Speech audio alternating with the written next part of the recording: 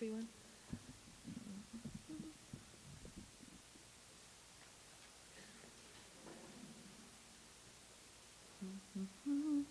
Okay, hi, I'm Kirsty.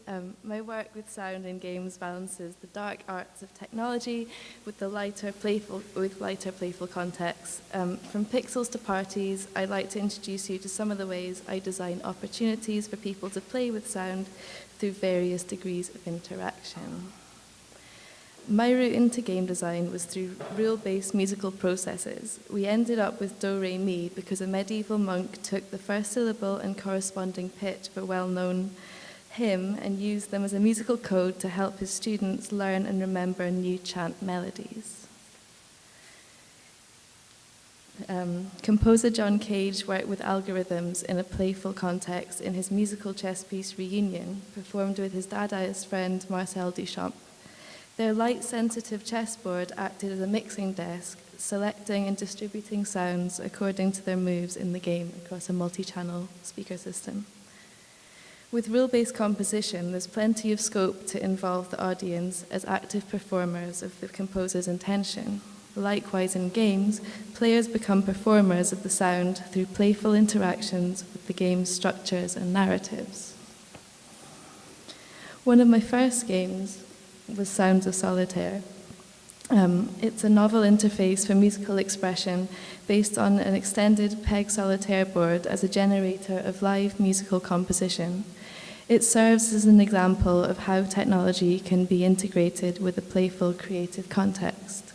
In it, ball bearings act as both solitaire pegs and switches.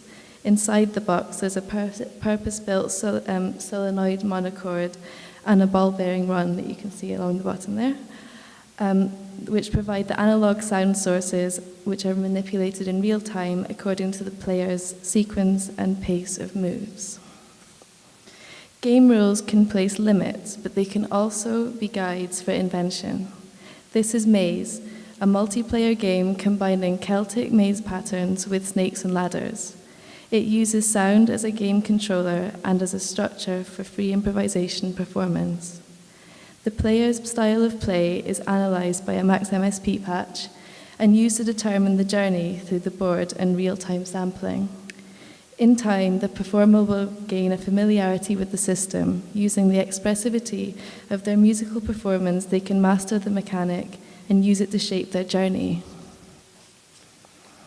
Kata Kata is an interactive kinetic sound sculpture based on an interpretation of the classic wooden toy, the Jacob's Ladder. It uses the familiarity of the smartphone as a game controller in a gallery context, and I've had the privilege of exhibiting it in the Talbot Rice Gallery, Hannah McClure Centre in Dundee, and the National Museum of Scotland. Using a web app, gyroscope data is sent from the visitor's smartphone to the sculpture itself. Tilting the phone triggers the sculpture's movement while manipulating subtle variations of the analog sound, which is sampled as the wooden blocks clatter downwards. Under the hood, there's a lot of technology, combining MaxMSP, Arduino, and Node.js, but it balances out to be a lot of fun for the players. Through interaction, the player becomes an active and at times mesmerized participant, effectively tuning the gallery space. Now, for my mobile game Hydra, a one-touch infinite scroller for iOS and Android. It was designed for players of all ages and abilities, but I had in mind people that had little or no experience of mobile games and were maybe new to touchscreens or had a negative view of them. Using a novel, unique rotation mechanic, the aim of the game is to align the polyhedral shapes and balance them color side down on a series of slope platforms.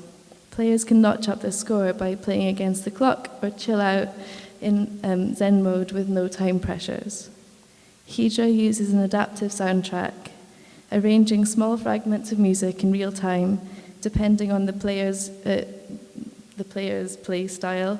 The aim was to avoid the fatigue of loop music popular in other mobile games, while generating a different musical experience with each play. Freak is a sound matching game where players match pairs of frequencies across a range of timbres. The game uses cutting-edge procedural audio, allowing for real-time synthesis and reducing the need for large libraries of recorded sounds. Freak could have potential in ear and memory training contexts. Working in a hybrid creative tech area, I find no time to stop and stare at evolving technology. It's curious that as a sound artist embarking in AR and VR development, I find myself increasingly involved with visual design to create new interactive sound environments. My first augmented reality game for iOS is Fit In. My take on those game shows where you have to fit through holes in moving walls to avoid being pushed into a pool of water, except here there's no water and you're a dancing stick man with googly eyes. While I see huge potential for interesting uses of dynamic audio in AR, Fit In is likely to be played out and about in noisy spaces, so the relationship of sound to visuals almost seems a bit of a U-turn in the scope of my work. However, it's a different story in the VR version that I made. That was it at the V&A. Move Bitch is a room-scale VR version of Fit In.